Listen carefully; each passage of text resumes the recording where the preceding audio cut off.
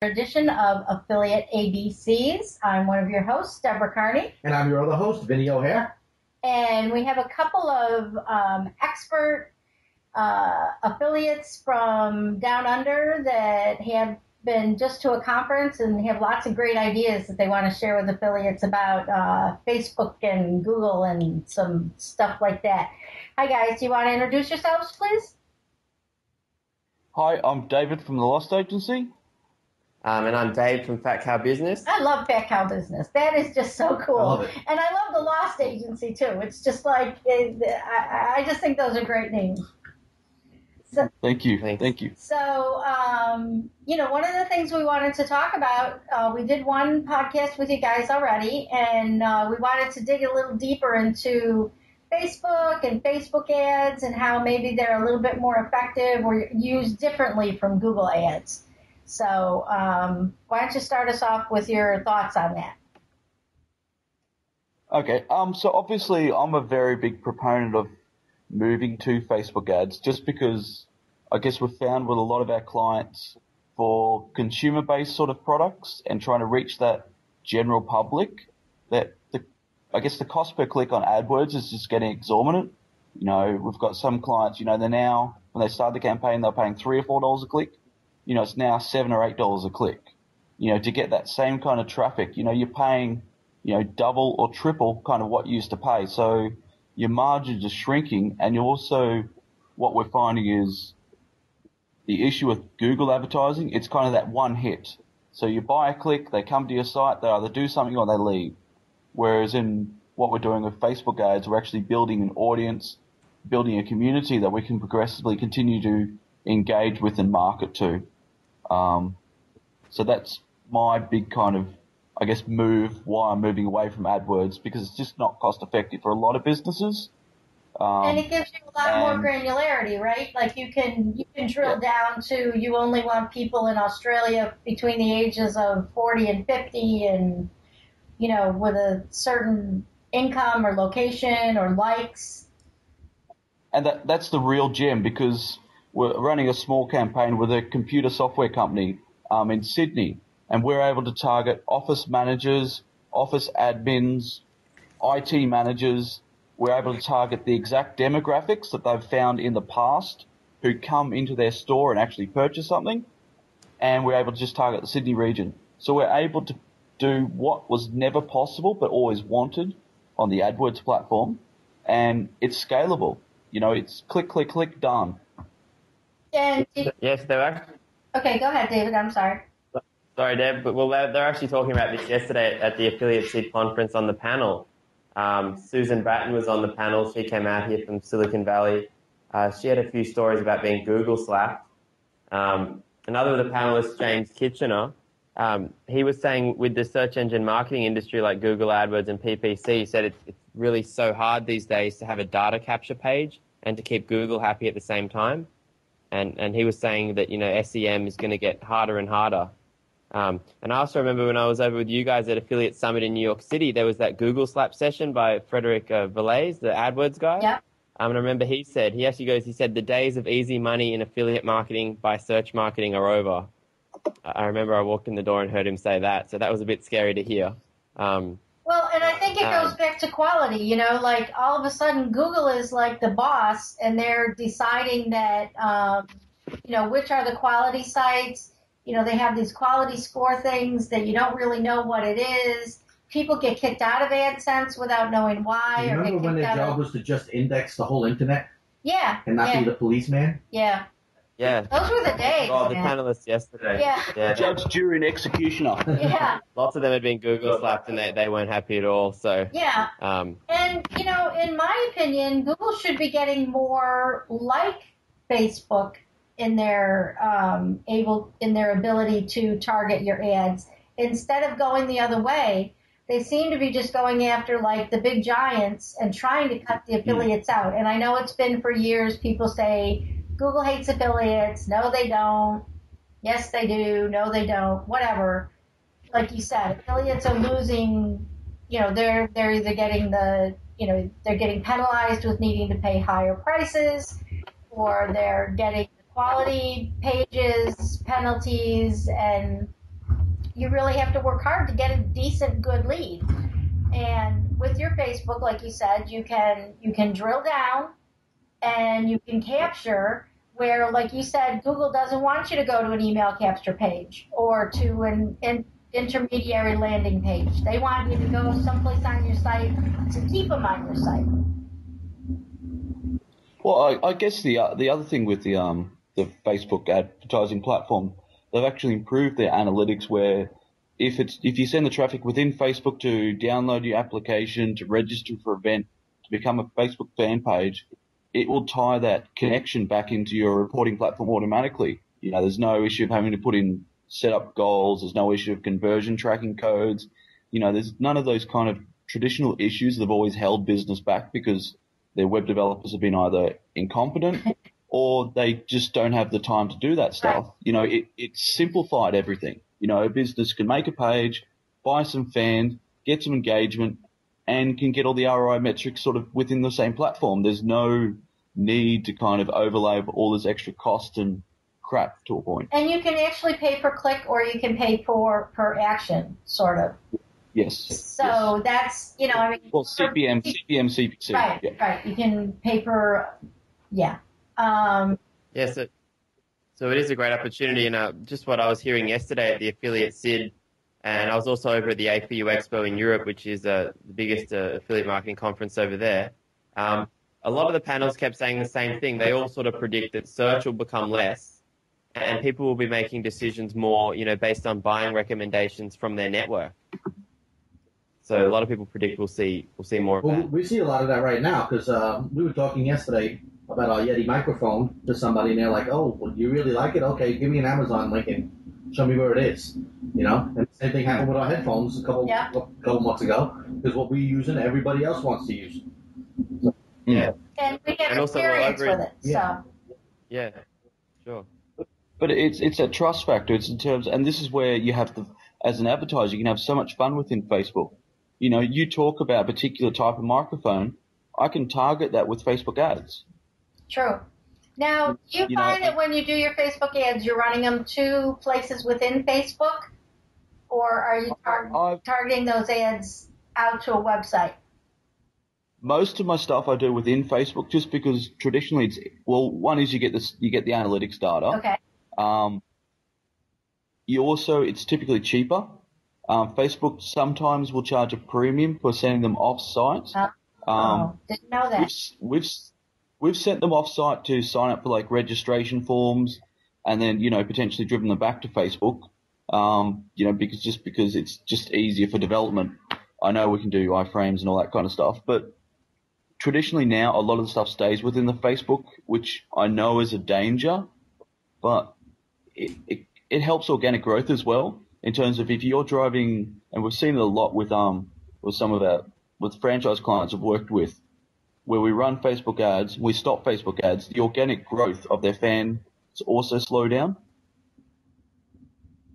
Okay. So it kind of supports it. If you're running Facebook ads and you're pairing within the platform, and then they click to like the page, their friends see that, their friends then also like the page. You kind of get a double benefit. Right. Yeah, it's got that viral factor to it. More viral. Very enticing. That totally makes sense. And also I think, and Facebook ads are very conducive to list building. Like Google seems to not want you to be able to data capture PPC.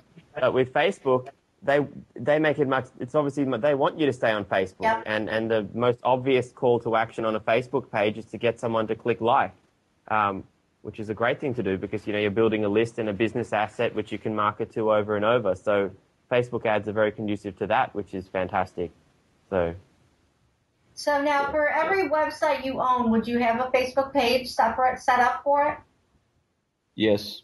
Yeah. I think that's really good information for people to hear. I mean, I believe it, but I think it's something that people need to hear. Well, some people still do it on their own personal, they just post on their wall. Right, and they need to separate. And that's the other important thing. They need to separate their personal information from their business pages. And of course, it can all go to your main wall, but at least you've got it a separate place for people to go and see just your business information. And that's kind of where I guess there's stuff like network blogs, where that's obviously linked into my personal account. So, if you're my friend on Facebook and I publish a post, people will comment on that, but it also goes automatically imported onto my Facebook page. But what I've noticed is people are choosing to engage with the network blog stuff instead of my page. Okay. So wherever they see the post first, that's where they'll click, that's where they'll like, that's where they'll comment. So there's that danger that it's the first time they see something, that's where they'll, give the engagement. So you'll potentially lose that possible engagement you would have recorded within your Facebook page. If that makes sense. Yeah, but I think that now, and here's a question I have for you, because I've noticed this lately, and I'm actually might be trying a different plugin from Network Blogs, and I just haven't done it yet. It's called RSS Graffiti. I'm noticing now when I look at my wall, right, when I look at my homepage, I'm seeing, okay, here's 2 or 3 from Network Blogs, and then underneath it says, click here to see more from Network. Yeah, actually, so they're starting to group it. Was talking about that actually. Yeah, that grouping. They're starting to group, like here's 2 or 3 from Twitter. Click here to see more Twitter. And now I'm wondering what other people are seeing on their pages. Are they getting my content? They're getting someone else's content, and they're not getting to see my content. So that's a way. Well, probably I've tried a lot of these things. RSS Graffiti. A lot of people have used that, and they've done like a whole lot of status updates at once. I don't know whether they were updating from a CSV file or something, but Anthony Robbins actually did it, and all of a sudden he had like 20 updates, and all these people were complaining about how their news feed got completely filled up. Yeah, I don't want that. One of my friends had a mobile phone store in Australia, and I think they updated it. They uploaded an Excel file of all their inventory. Oh my God! It all went out to Facebook on RSS Graffiti and Twitter, and people were really mad. And they lost lots of subscribers. So maybe it's a good thing that they do group it, after a certain amount, because you don't want to be sending out a massive amount of status updates at once, and it can happen by accident when you have these tools like RSS Graffiti. It actually did happen by accident to me. I had a website that I moved to a new server, and instead of just uploading the database, I imported the database. And I didn't realize I had Twitter feeder on. And so I uploaded 200, articles in a span of about 10 minutes, and I tried to log into the Twitter account, and it said, dude, you're done. Oh, dear. But it only suspended me for a day, but still it was scary because I didn't know it was sending out all these things just because I was doing an import, Yeah. Well, maybe Twitter feed's improved. Yeah. Because twitterfeed.com, that's probably one of my favorite ones that I was going to suggest if people don't like network blogs. Because if you go through the settings there, you can actually specify how often to post. Yep. Like mine will only post, maximum once an hour. Yep. And how many posts to do at a time. Yep. So if I added 200 posts, it'll only post a maximum of 3. Right. And it'll only do that every hour. And actually, Twitter feed, they've actually improved it lately as well. It'll actually post the full proper link to your Facebook wall with the image preview as well. Oh, nice. So that's something lately that I've noticed. Okay, so that's Twitter. So probably Twitter feed. It's completely free. If your viewers haven't tried, it's too easy. Basically, step 1, you just you register your blog's RSS feed, and step 2, it's just syndication. You just tick your Facebook or Twitter accounts, and you're pretty much done. I actually used Twitter feed back in the day, and it was kind of clunky, and then we switched to Hootsuite. But then again, now everything says posted by Hootsuite, and I'd kind of rather make it look more like people think now that everything from Hootsuite is automated, and it's not. It's just how we post. And so I might go. Post. I might have automated. Yeah. That's enough. Vinny's separating himself on this one. Vinny uploads the whole Excel spreadsheet of scheduled posts, and I've done a couple. I'm not usually up at 10 o'clock in the morning, but I've had Twitter feeds go out at 10 o'clock in the morning and some Hootsuite notes, and then people go, "Whoa, did you get up early today?" Actually, this podcast will be out in a Hootsuite scheduled post. Right, probably it'll go out first in the middle of the night, and then it'll go out in the middle of the day, because I always post them at 3 o'clock in the morning our time.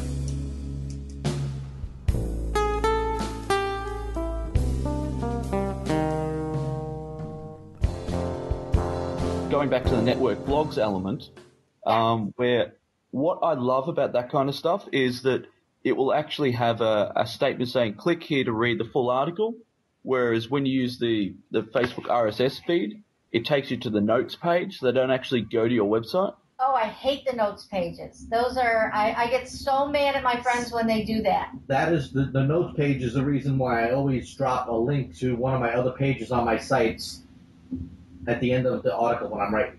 Yes. Because Thank this you. way it picks up, you click on it, at least you come onto my site. Yeah, on the thank notes you page. for bringing that up, because I have a lot of friends that have the notes thing, and there's no clickable links in it at all.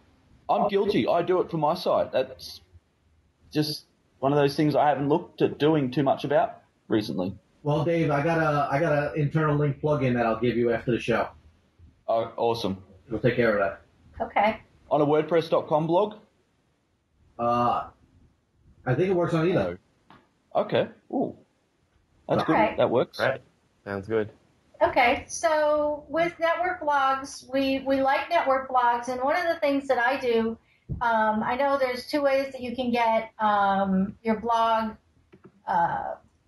verified, and I know for people with a new network blog, it looks kind of stupid to put the little snippet in so that they can, verify that you have the blog. But what a lot of people don't understand is as soon as you verify, you can pull that widget back off. So, Yeah, because they even said that in the instructions. Don't forget, once you've been verified, you can remove this. yeah, I've pretty much All right. missed that, and I know a lot of other people miss it, and you don't want to have a network blogs box sitting on your blog, Yeah, I took or a that straight Google off. or a Google Friends box that has 3 people in it. So, and it also does slow your blog down a little bit. Just to be fair, some of those, anything that calls that offsite stuff slows your blog down. Yeah. So I think adding it to your Facebook page is a good idea, because on your Facebook page settings, you can actually go to your page settings and you can actually add the network blogs tab to your page. I think that's a good idea. Okay. Because then users can sort of browse the start of your blog post directly from Facebook. So that's usually something I do with my blogs. Okay. See, now I've just fed them right to the wall. I haven't put them on a separate tab. Yeah, feed them to the wall, and also go to your page's settings under apps, and under the network blogs app, you can click add this tab to your page, and they click that tab and it's got a list of all your blog posts. So that's handy to have. I am writing that down. Even though I'm going to listen to this again later. I'm going to try and do it right now. I'm going to try and do it live. While we talk through this podcast, I'm going to do exactly what Dave said to see how easy it is. Yeah, it doesn't sound very difficult. Now you've talked about using iframes on your Facebook pages. Is that how you capture your email addresses, or is that just like another part of your funnel? Well, the iframe's really to capture the Facebook like. It's to incentivize them to like your page. Well, I like to use iframes for the reveal tab. So basically, what you install an app is called static HTML iframe tabs. And basically, you put certain code to display to people who are non-fans and certain code to display to fans. So usually what I do is a non-fan will land on your page, and they'll usually see something like, click here to access the secret video with a giant arrow pointing up. And then once they click like, give them the video, and you can actually paste, your Aweber opt-in code there. So you can go for both, really.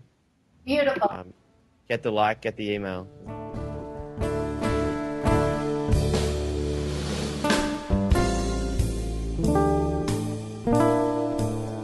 Explain to us a little bit more about the static iframe tab, so that once you get those Facebook ads going, you can capture the information that you need. Yeah, sure. Well, I think the first goal for most Facebook pages to be to get users to click like. So you want to send them rather than to the wall, to a custom landing tab, and bribe them. Click like to enter a competition or access a free ebook or video. So the app to do this is called Static HTML iframe tabs. And once you add that app to your page, it's pretty easy. You just cut and paste the code you want to display to non-fans and then to fans. So usually to non-fans, I'll display something like, click like to view the secret video about your subject, and, a giant arrow pointing up to that like button. And then once they click that like button, you can paste the code for maybe a YouTube or Facebook video on the next page. And below that as well, I would usually put an ebook and your opt-in form for your email database like Aweber. So you can go for go for the Facebook like and go for the email. And the great thing about that is you're giving them something every step of the way. And I think that works really well on Facebook, giving value first, because a lot of people are concerned about selling on social media, because you can't really do a hard sell, but when you give value first, it works a lot better. Because I was actually over at AdTech London last year, and I was talking to Facebook themselves, and they said you're reaching out to users before they search. And, it's often a different stage of the sales funnel to search marketing. It's usually more of a soft sell you'd need, where you give value first and create desire. So, they say social media marketing is not like hunting, but it's more like fishing, because you need to just throw out the bait and give value first before you close the deal. I actually have a saying. It's a bit risque for your show. But, well, I like to say that social media fans are a lot like women, because you need to warm them up slowly first and not try and seal the deal straight away. Yep. Otherwise, it won't convert as well. So. Yep, exactly. Find out more about what they want and like, and give them what they need, and then you get what you want. Yeah. So many people say you can't sell. Many people say you can't sell on Facebook, and it's hard, but you just need to give that value first and create desire. You probably can't just sell straight off the bat, because they're not down at that final end of the search funnel like they might be with PPC. Right. Say they like cooking, they're obviously at the top of the search funnel, as opposed to someone who's searched for a particular cooking product to buy now is obviously right there ready to check out. So I like it. I think this has been very valuable and something to give affiliates to really think about, because we've had a lot of affiliates lately asking us, how do you use Facebook? How do you use Twitter? And, maybe we can do another podcast in the future where you can give your Dave isn't your back how business. You kind of consult with people on how to blog better and that type of thing. Yeah, just on backoutbusiness.com. I write lots of blogs and lots of videos there all about this stuff. So I've actually just been filming a whole lot around Europe and around Sydney. Okay. And some that's examples awesome. as well from Australia. So there's actually, I don't know if we have time, but there's one great example in Australia of a company that's nailed it on social media. Okay. They do this whole giving value first great. It's called Aquabumps on Facebook. It's aquabumps.com. It was actually started by a surfer who basically posted photographs of Bondi Beach every single morning. You should see the photographs. They're beautiful. It's like the sunrise. You guys have to come out here, but it's Bondi Beach in Australia. And basically, he just started out, emailing a few mates to cheer them up while they're in the office. These daily photos of the beach. And, next thing, 40,000 people signed up to get emailed the photos. Wow. And their Facebook page quickly went to 20,000 people as well. And you should check it out. It's facebook.com/aquabumps. Every single morning when you post these photos, hundreds of people will like and comment, brilliant, gorgeous. That's a beautiful photo. And at first I was thinking, all these photos are making people happy, but, how does this guy make money? Because it doesn't appear that he's selling. But when you actually look at all the Facebook comments, people ask every single time. They're all like, oh, how much to buy this pic? Do you sell copies of this? How much would it be? And often other customers reply, you can buy the frame prints at, and they paste a link. Nice. And he actually has a full-time, this happens over and over, and he actually has a full-time gallery down on Bondi Beach with I think a dozen staff. And people actually travel from around the world to visit the full-time gallery. And people buy these prints of these photos online for their living rooms for thousands of dollars, like $3,500 even. And this guy just spends most of his time actually traveling the world and surfing and taking more photos and living his dream. See, that's perfect for Vinny. Perfect. So that's the way to do it. Basically, on Facebook, people say you can't sell, but you really need to give value first and build up that desire, credibility, and trust, and then they'll come to you wanting it. So I like that. I have an online gallery that I don't sell things for $3,500 a piece, but you've given me some ideas on how to, drive traffic to it a little bit better. I can see how that people won't pay $3,500 off the bat. Yeah. My sister's really good at art, and she was just listing some of her drawings and all on eBay.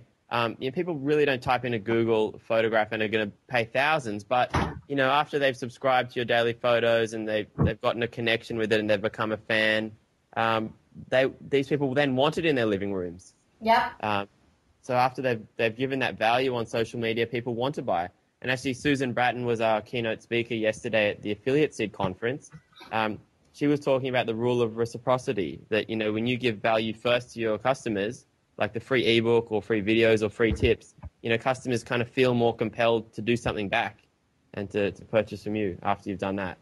So.